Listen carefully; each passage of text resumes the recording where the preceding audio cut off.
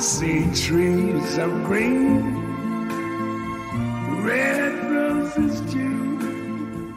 I see them bloom for me and you. And I think to myself, what a wonderful world. Virgin Valley Artists Association welcomes you to The Art Box, recorded in beautiful Virgin Valley, Nevada, and sponsored by the Virgin Valley Artists Association. Our association has something for everyone. Come and get creative with us at 15 West Mesquite Boulevard, Mesquite, Nevada, and find us online at mesquitefineartscenter.com. Hosting today's episode is Rachelle Knight and Steve Dudrow. Let's go have some fun.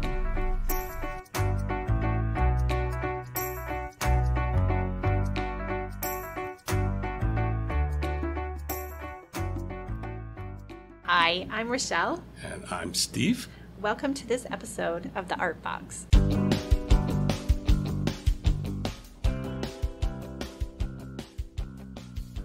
We're looking forward to a fun episode today of The Art Box as our co-host Rachelle Knight steps to the other side of the microphone as a guest. Here we go, Rachelle.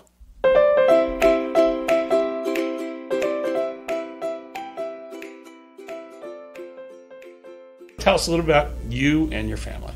Okay, I was born and raised in Salt Lake. I have a studio space that I rent from the gallery. I do all of my painting now down here.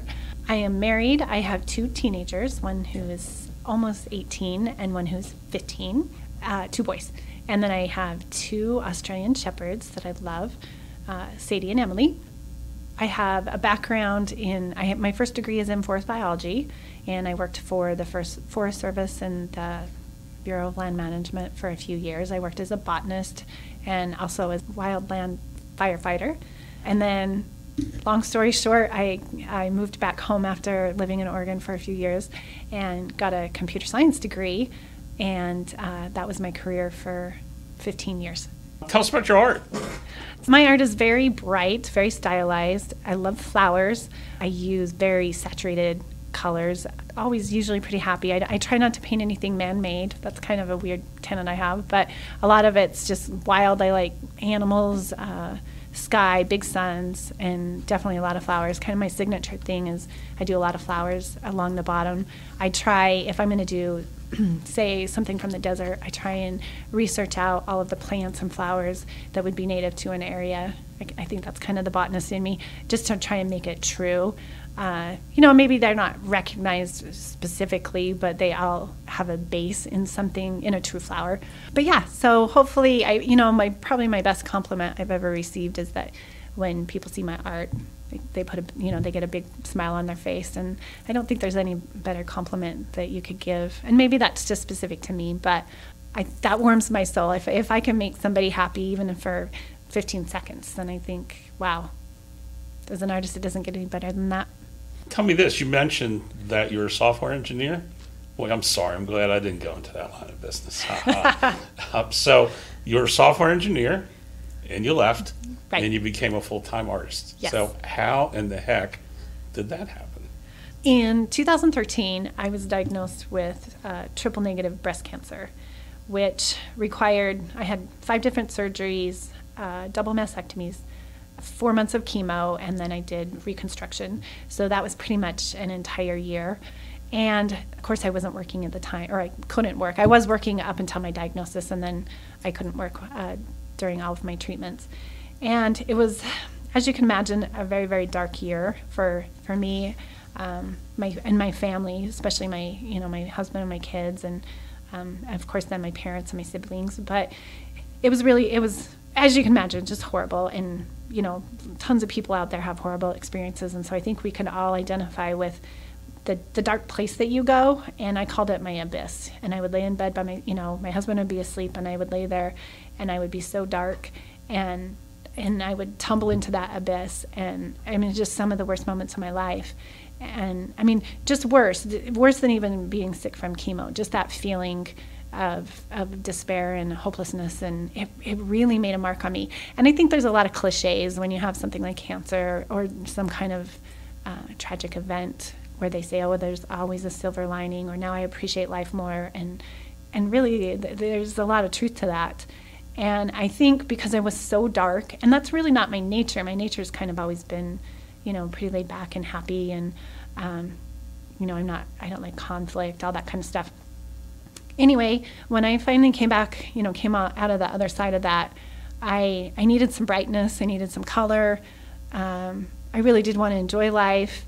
My first summer after, I planted an enormous garden, much bigger than my family could eat. But I just put my heart and soul in it. I would even go sit out there at night just to smell it, put my fingers in the warm dirt, pick little baby cherry tomatoes when they were still warm, and it was my healing garden is what I called it. So then that winter, my son wanted to enter our city art competition. So they had adult on down to little kids. So just on a whim, we each did a painting, and that kind of started me off and running. He actually won second place. I didn't win anything, but that was great. Really? Yeah. What? So maybe we should be interviewing him. We should. He had a cute one of a giraffe eating, and we called it Breakfast in Botswana. So it was very cute. But, after that experience, it was fun. It was kind of all of a sudden in the evenings, I would start playing around. We had all of our stuff out, and it just kind of evolved from there. I started spending more and more time. I started working on bigger and bigger canvases, which, as an artist, a lot of people start small because that's very comfortable. And now I actually paint very, very large. That's really comfortable to me. I think painting small, I feel so constrained. But anyway, then my husband gave me a really nice, huge easel for Christmas, and I just started, gathering more paints and researching different paints and mediums, and just went on from there. And then a few months later, my parents live in Mesquite, and so we would spend a lot of time down here, and just on a whim, we went through the gallery, and, there was a newsletter there and information about actually joining the gallery, and that just seems so huge. I mean, to be part of a gallery, oh my gosh, that's prestigious, and I thought, I'm ready to make, and I do kind of jump in with both feet a lot of times, and I just thought, I'm going to try it. I can do this. And the first competition that I entered was called Hidden Images, and which has just been my absolute favorite theme, and I hope they bring it back sometime because it just opens up so many different possibilities. And I did the delicate arch, and the hidden image part of it was that I had animals embedded into the delicate arch, and then I put native flowers down at the bottom, and I won third place for that piece. And so it was my first competition, and it just launched me. It was the most exciting thing that I think had ever happened to me, that I was recognized with all this amazing talent down in Mesquite. I mean, the walls were just filled with amazing stuff, all different mediums, all different ideas. And to be recognized like that was just, it was very affirming. And, I got lovely compliments about my style. And so it's kind of the start. Yeah, and you know what? That piece, because we love Delicate Arch, that hangs in our house. And maybe if we get time, we'll put it on Instagram or Facebook, just so you can kind of see what I'm talking about. I'm probably not explaining it very well, but yeah, it would be neat even to show other hidden image pictures. Well, we'll on the web page we will we'll show we'll give a link to your Instagram page. Perfect. So, as we'll do for any of our artists. Sure, yeah, because I think everyone, when you hear about a piece, you instantly want to see it. That's kind of our nature is we can kind of picture it, but we want to see something right in front of us. Okay, so let me follow up that question with when did you know you were an artist? It obviously wasn't when your son beat your butt on the city art and I look contest, back at that painting, and it's embarrassing. I don't even want to. Hopefully I don't even have it anymore. God, I don't even know. I think probably when I was looking forward, I'd go to my job every day, of course, come home, make dinner. And then my huge exciting part of the day was if I had time to paint, and just exploring it, and then actually seeing results come out. I started, I think a lot of people do, I found someone I really liked, and I started trying to mimic their style, and I learned a lot about other people's styles, colors, how to even mix colors. how to draw with a paintbrush, all these kind of things. So anyway, I guess the answer to that question is when I started really prioritizing that time, and that's all I wanted to do. I thought about it at night. I thought about it during the day. I had so many ideas and so many things I wanted to try out. So that's probably, and I was probably maybe 5 or 6 months from that first art competition where my son won second place, where I really thought, I want to be an artist. And I want to do this more than, just on a weekend or whatever. And how lucky are we? So what drew you to, because I know you're acrylic, and you Yes. said that, and we have conversations because I try to paint with oil, and I can put my oil down, and I can mix it, and then I can go in and watch a TV show and have something to eat, and I can come back, and it's still there, it's still wet, I can still paint. You tell me that you can't even go to the bathroom No. when you put your acrylic down. You barely have time to turn around and put more paint on your palette before it's dry. And I think, there's definitely goods and bads. I think with oil paint, if you guys remember back to Bob Ross, it's called the wet on wet technique, and that's how he created such beautiful skies, is that the paint stays wet enough that you can blend very easily. Acrylic dries so fast that it is really quite the technique to be able to blend. And so if you see a really pretty skyline that fades down, that's pretty tricky with acrylic to try and get an actual blend, just because it dries so fast. And so you can put one color in, and by the time you try and get another one on, it's sticky and you kind of make a mess. I think that's also a benefit. I think I like to play around. I probably go over things 2 or 3 times, which you can't do with oil paint. Once you put it down, to my knowledge, you kind of leave it there. If you don't like it, you almost have to scrape it off. Whereas acrylic, you just need a really big bottle of white paint, and that's your huge eraser. So if you don't like something, you got your white paint and you're starting from scratch again. And I really like that freedom, I think. And I like the intensity of the colors. And I don't know, again, so much about oil paints, and so maybe I could be wrong here, but it seems that acrylics come in much more intense and vivid colors, and so that is really appealing to me. The other part is that it's you just use water to thin it instead of turpentine or I can't remember even the other solvents that you have to use with oil paints, and I think that's easier. I think then you can paint wherever you want. You don't have to worry about the smells offending anyone.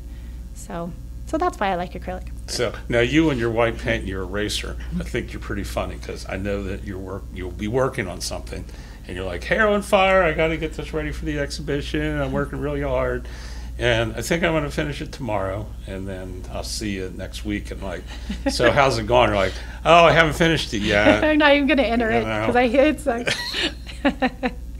Yeah, you're a perfectionist. I am, and in no other part of my life am I a perfectionist. I'm actually really easygoing. I'm kind of messy and cluttery, and I don't, my attention to detail isn't super fine. But with my artwork, and I think it's actually a deficit I have, is I do get a little bit neurotic. I want everything to be perfect, and I think as artists, a lot of times you'll hear people say, I want to be freer with my art, and that's definitely something that's in my mind, and to be freer, you're not worrying about everything being perfect. And I'm a stylized painter, which means that you can recognize what my art is about. You can recognize that it's a flower, but it's not a real looking flower. It's not realistic. If I paint a figure, it's a figure, but it's not a perfect person. And so I think I fight with that balance of, okay, stylized versus real. I use a lot of reference photos, and so the tendency is to try and mimic a real photo. And so I think that's probably where my neuroticism comes from, and I think that's where I have room to grow as an artist, is to step back and be able to accept, hey, this looks great. Maybe these colors don't look great together, but it's okay. It actually works. So that's where I still have definitely room to grow. As far as, I think it's very mental too. I think sometimes I create a lot of anguish for myself, really worrying about all these things. And it's interesting too, because sometimes I'll have a painting and I just think, oh my gosh, this is horrible. And I just need to hide it. I don't want anyone to see it. And then I can come back, 2 weeks, months later, and think, wait a minute, this wasn't so bad. I can see these changes now with fresh eyes. I can see maybe where it wasn't working, and boom, I'm off and running again. So sometimes it comes full circle. I get to put in a Rachelle story that I know. I think it was it your first, you had running 2 Best in shows on exhibition. Yes. Was it Domovoy was the first one? Yes, so Domovoy is in January. Okay, Domovoy, and I met your mom and dad. Yes. Okay, and they were there. We had the party, or when they hand out the awards and everything. So I'm there, your dad's there, I'm looking at Domovoy. I look down at your dad's hand, and I said, your hand looks familiar. And he said, well, I was a model for Domovoy's hands. So, and sure enough, those were your dad's hands that you painted. Yes. At Domovoy. And I have the cutest dad. And I said, I was struggling with the hands because Domovoy, who is a house spirit, the competition in last January that I won the Best of Show for was called Fairies, Dragons, and Myths. And so I created this Domovoy, which is a Slavic house spirit. And the story behind that is that the Domovoy live in the hearth or the fireplace, and they take care of the house and its inhabitants. They're not seen. The only creatures that can actually see them are cats. And so when you see a Domovoy depicted, they usually have a cat with them. But anyway, my particular version, the Domovoy had his hand on a broomstick, holding a broom, because they do, take care of the home, and then he was also holding a mug, and he had kind of a big green shirt on, big baggy, and so I went to my parents and I said, I need you, Dad, I need you to help me out with this. So he found this big green coat, and we got a beer stein and the broom from the garage, and he let me, move his hands around and do all kinds of different postures, and then I got it to work. It was awesome. That's one thing I want to bring up really quick too that I probably didn't mention early on with my art career is the amazing support that I've had. My husband has encouraged me every minute, and he's believed in me more than I have myself, and he's created so many opportunities for me, and he was the biggest driver for me to actually quit my career and work on art full time. And I don't know that there's very many people in this world that have had that opportunity for someone to say, go for your dreams. Nothing matters. Put every ounce of energy and passion you have. And I think that I've been very blessed with that. And then I also have my parents and my extended family that have always been super supportive. And so anyway, I think that's probably hopefully something we can address with each guest that we interview is to understand, what does your support system look like? But that's been very important to me, because I think everyone needs affirmation. They need a little bit of a boost, and my husband has definitely been that for me. He's a muse, and I always get to a point and I'll say, okay, now I'm ready for ideas or criticism, or what am I messing up? And he's got an amazing eye. He's very talented as far as creativity. He comes up with great ideas. If I say, here's this competition, help me come up with something, and he does a great job with that. While you're doing family here, I get to meet your sister. Yes. Okay, and your sister is how much younger than you? She is 5 minutes younger than me. 5 minutes. So you're twins? Yes. Okay, and the other interesting thing, and your sister's very nice. Actually, your sister, she's a school teacher in Reno, yes, Nevada, and she actually, did I mention that I sell children's books? You haven't yet. I'm a yet. children's book author. That is the next interview we can get into all those amazing I just things. want to give your sister kudos. She actually took the books before I met her, and you gave them to her, and she was using them up there. But the other interesting thing about your family is you were born on October 23rd. Uh-huh. Okay, and your sister obviously was born on October 23rd. Yes. And your brother, who is a few years older than you. He is 8 years older. 8 years older than you, was also born on when? October 23rd. So. And there's only three kids in our family, and we are all on the same day. And it's always been kind of a mini Christmas. And actually, I don't even know what it would be like. Some people say, wouldn't you like your own birthday? And I think back, and it's like, but I don't even know what that would be like. I actually like sharing it, because then all the attention wasn't just on me. So it's kind of nice to have all of us together opening presents. And even as we've gotten older, it's fun, the cute texts that we send each other on our birthday. And there's a Beatles song that says, they say it's your birthday, it's my birthday too. So I always try and send that little snippet to both of them. They say it's your birthday. Okay, thank you for letting me delve into that. No problem. So any tips or tricks you'd like to share? Besides, don't go to the bathroom after you pour acrylic paint. Yes, definitely don't do that. Or spray it. You have to spray it really well. Okay, so and this is definitely personal. I started out watching a few painting videos when I first started. And I would find myself feeling really bad afterwards because, I'd think, oh, I don't do it this way, or, oh, shoot. They say these two colors clash together, or you should mute them. There's a lot of videos. Most painters mute their colors, meaning they kind of gray them out a little bit, and that makes them look a little bit more realistic. And I always felt bad. Not always, but a lot of times if I watch different videos, I think this is the way you're supposed to do it. And I think every time or most times when we follow along or there's a teacher-student kind of a feeling, we feel like we have to do it the way the teacher is saying. And I think that's one thing that's hard with art, is my personal belief is that there are no rules. And I have enjoyed art when I figured it out by myself. And, and looking back, my art does break a lot of rules, as far as a traditional art education would go.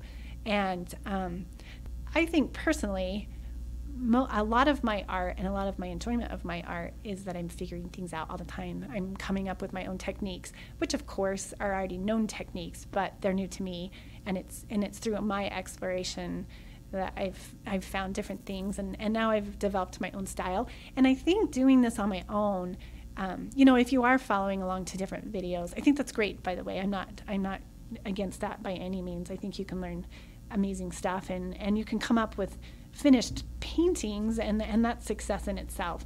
But then I think you do have to separate yourself from those and kind of do it on your own, because that's when you can develop your own style, which I think every artist wants. It's great for me when someone recognizes my art with my name not even on it. They'll say, oh my gosh, I saw your, I knew that was your piece from across the room. And I think all artists probably strive for that, to be known by the look, not just by their signature. And so I think that's maybe one tip I would suggest. And it's not hard and fast. Everyone doesn't have to follow that. But I think it could be helpful to turn off the videos or the books or anything and just play. So, and I've heard that. I think on the Yeah. Alice and Louise on Art Juice podcast, Art Juice, they talked about sometimes just do what you want. Right. Blank canvas and do what you want. I think they call it playing. I think it feels good. That's definitely a time to be free. And you can do all kinds of things. You can play with different mixes. There's so many different techniques. Do you want it lighter? Do you want it, more watered down? And even glazing is a really cool thing that you can do. And there's just so many different things, but it's fun when you figure them out yourself. I think we remember them a little bit better when we figure them out ourselves too. I think I always call it gets downloaded on our hard drive just a little bit more than if you were just watching someone else do it. So, and you showed me one time, because my style of painting, because I'm a complete rookie, it's awesome, is glob. I Right. put globs and Right. globs of oil on. Right. And then 3 weeks after it's dried, 3 weeks later after it's dried, I can put some more on. Right. So, but I got one I think I'm going to tell people, I made this, please touch it.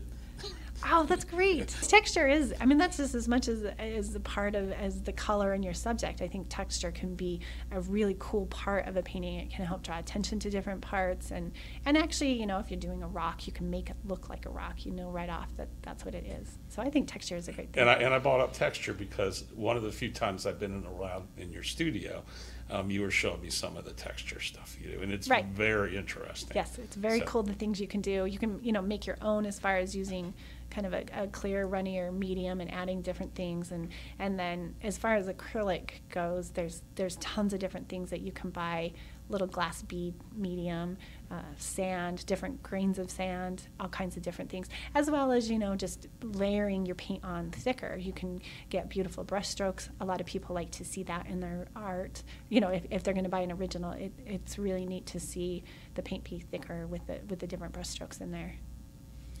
Here's the one that I'm probably always on you about, you need to sell your art. And I think you've told me that your dad is that too. Yeah, both my parents are. Yeah, well, that's right. Us old people are trying to be pragmatic, right? Tell you youngsters what to do.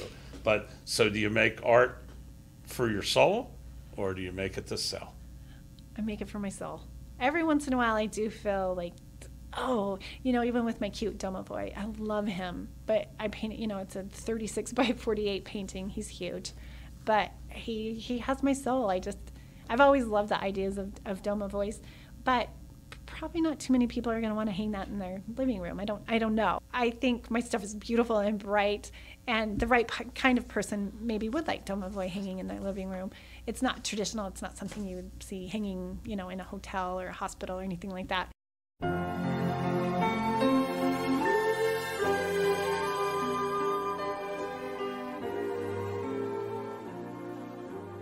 Do you listen to music, radio, podcast, a book? I kind of a combination of all three. I mostly, in the past, it's always been music, as loud as I could get it, sing-along kind of stuff. I have, very varied taste. And then I kind of exhausted all of, my favorite things and moved on to books. And that's just been great for me. I can go through 2 or 3 books a week. When you first download a book, it says like 35 hours, and you think, oh my gosh, how am I ever going to get through that? And I can do a book probably in 2 days. So that's been great. I really like, I put my earphones on, so then I'm really immersed both in the story and in my painting. And man, hours just fly by when I do that. Since we decided that we were going to do this podcast, in the past, I've only listened to a few, so I wasn't really familiar with format, different kinds of podcasts, different subjects. And so I've recently really gotten into Art Juice, which is one that we've mentioned quite a few times. It's one of the most popular art podcasts, and it's fascinating. It's fascinating to listen to both Louise and Alice, and they go through similar categories, problems, just different thought processes that probably we all do, but it's so affirming because, they even talked about the inner critic the other day, and that's something I really struggle with, and it was really interesting to hear their take and how they handle that. And so I think podcasts are maybe my new next thing. And you can learn so much. You learn so much about different people and different art styles.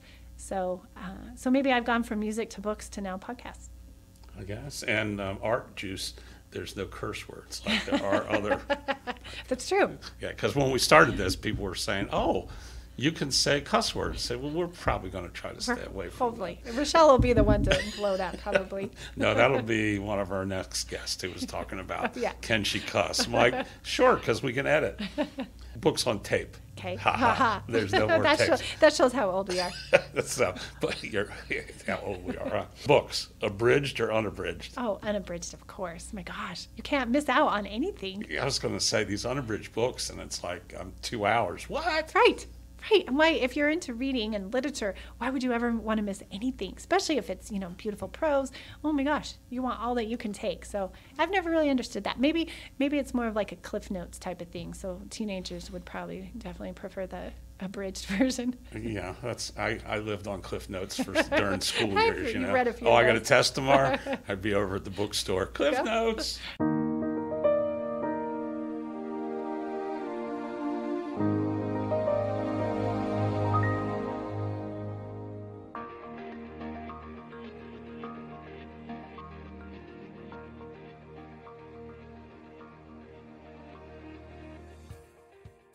Do you use meditation as a tool?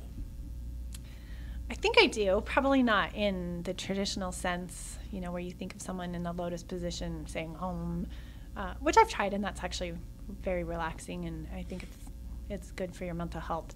But as far as painting goes, I think I do a lot. I spend a lot of time with my eyes closed, just envisioning different paintings, different colors. That's how I go to sleep at night. Every single night, close my eyes, and I just think about colors. I think one of my favorite moments in anything I do is that very first brushstroke on a brand new canvas. They smell great, they feel great, and there's just so many possibilities. And I just lay in bed and I just envision, beautiful orange or beautiful blue going on a canvas, the very first one. And then I do spend a lot of times when I'm driving, when I'm just, doing anything that doesn't require, very technical thought or anything, just thinking about paintings and different color combinations, different subjects. And even when I'm painting, I will sit on my stool and close my eyes and just have moments where, maybe I'm just rearranging things in my head or trying different colors in my head. But yeah, I would call that meditation for me.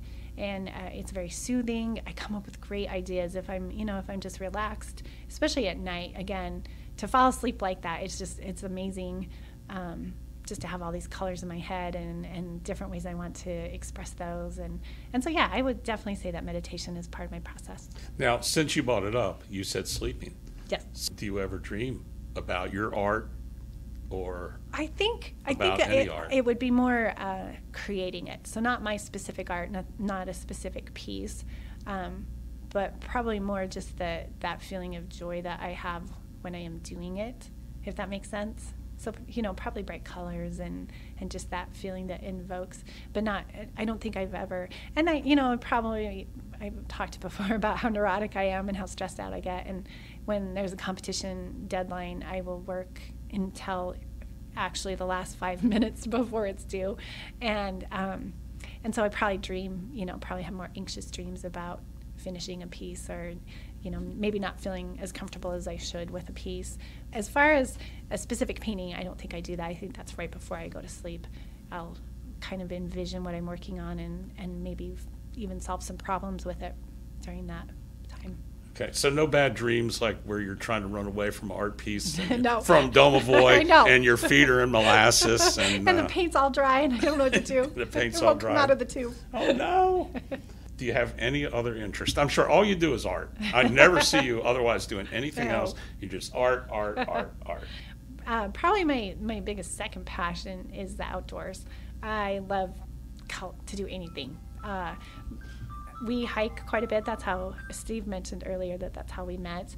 I've met such a great group of people down here, mostly through Friends at Gold Butte.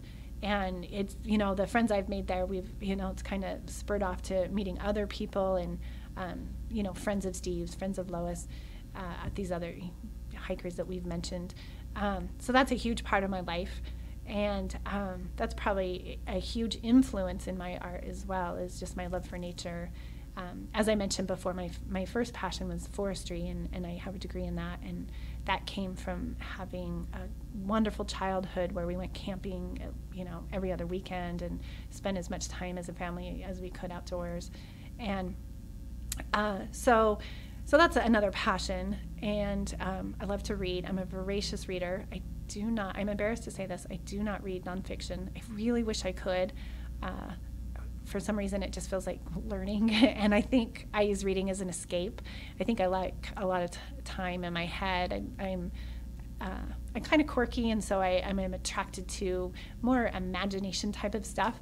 And I think that fiction you can go a lot of places. You can go to a million different time periods. You experience problems and events from someone else's point of view, and you can actually feel it.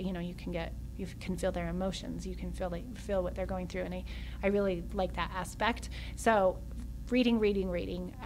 That's probably third passion. I like gardening. I love spending time with my family. I love to chat, as you've probably noticed. So I love going to dinner as a social event, and I can just talk. Steve can attest to this. I can talk for hours at a time, and I really enjoy conversing with people and getting to know people. So those are probably my biggest interests. So, and I can tie in those interests because Tom Clough, a friend of ours he's 78, and you and him he's Forest Service, right, retired employee. So you and him got a lot to talk about. Yes. So he wanted to show us. Well, I think he wanted to show us, but he also wanted to ride because he doesn't have a 4x4 anymore. He wanted to show us the great unconformity. Okay, and what's the great unconformity? We'll put a link up on the website. Yes, it's very interesting. So he wanted to show us the great unconformity in Gold Butte National Monument. So Rachelle and I and Tom, we hop in the car and we get there and we look. And of course, Rachelle, she's starting to be distracted. She's not thinking about the great unconformity anymore. And so Tom decided we weren't going to find the great unconformity. Rachelle's like, we need to walk down this valley because it's really cool and it looks like hobbits live there. So now that I know Rachelle likes hobbits, so and I haven't read the book yet, and you're probably mad at me for not. But one day I will. But so we went down. What did we call it? We called it Hobbit Valley. Hobbit Valley, and we had a really good walk down. We did. We went to a spring with it was really pretty, wasn't it? It was. And there were some cows there, which maybe not so pretty. Yeah, not so pretty. And then we walked back and we said, hey, so we're going to take a Friends of Gold Butte hike there. So we scheduled a Friends of Gold Butte hike, and Rachelle and Tom led it. And I tottered along and made sure everybody was going and okay. But so Tom talked about geology. Okay, so every now and then we stopped and he talked about geology, and he's engaging and he knows all his geology, and it's great. Right. And Rachelle talked about hobbits, and you've named there's all these dark caves. I guess we'll put a picture of that up too. Yes, very fascinating place. So yeah, so there's all these really neat rock formations kind of jutting out from the side of this mountain, and they're all really similar, and it's like nothing you've ever seen before. And these huge formations have all these different, very I don't know if you call them caves because we don't know how deep they go, but they look like caves. And they go clear up to the skyline, and there's some huge, great arches. And so we went through, and as we were walking, we found which one we thought was Smaug's cave. He's the dragon in The Hobbit, and where actually Bilbo, who's the main character, he's the main hobbit, where he lives is called Bag End, and so we were able to find Bag End, and then one of the arches we named Mordor Arch because it looked like it's the gateway to Mordor. So yeah, that kind of ties in my hiking and my love of fiction. Yeah, so I Googled Mordor. And it was like the gates to hell or something, right? Yes. Some crazy place. And I think you and I, when it's not 120 degrees anymore. And anybody who's listening to this from the Virgin Valley, our area, knows that you pretty much don't hike in the summertime. Right. So we're going to try to go up to that arch, Mordor Arch, and look to the other side. So I don't know about you, but so I can say I've seen the gates of hell. I was just going to say, we will hope that that's not what we see. Yeah, I don't want to fall in. So, and we also saw some good wildlife down there. We saw there was a red-tailed hawk family. Right, a nesting pair. Right. Yeah, and they were not too happy with. No, we got to hear them doing their scream. They're kind of a dive and a scream. Absolutely one of the neatest, most haunting, I think, sounds you can ever hear. This might be the last question. Okay. Are you think you're done? Have I grilled? Have I grilled you enough? Have you got embarrassing questions? Am I like Howard Stern? No. Although everyone's probably sick of hearing from me. You're probably really ready to get back on this side of the table, right? Yes. No, stay on that side of the table, Rachelle. You can't come over here. She's trying to come over. Okay. So let me ask you this. Well, it's not exactly the last question, but who is your favorite artist? So, and I hope everyone looks him up, and we'll put a link on the website because he's just amazing. But there's a man, he's a New Orleans artist, and his name is Terrence Osborne, and he paints the most beautiful, vibrant, colorful paintings of the culture of New Orleans. I think he really was well known because he did a lot of really neat paintings after Katrina, and he had a series of them. They were called the Escape Plan, and they're just funny and cute and just truly amazing. And you can't look at any of his art and just not smile, and you just want to stare at it for hours at a time. I have studied his paintings and his colors, and he's just amazing. And then I've watched, as many interviews with him as I can find, and he's kind of a kindred spirit. And I remember one episode I was watching, he was kind of doing maybe a little presentation for a seniors group and a seniors painting group, and they asked, what are your main colors, and he listed off, the different bright colors, and this cute lady rose her hand and she said, so there's no neutrals, and he just kind of looked at her and cocked his head and he said, oh, I just get really bored then.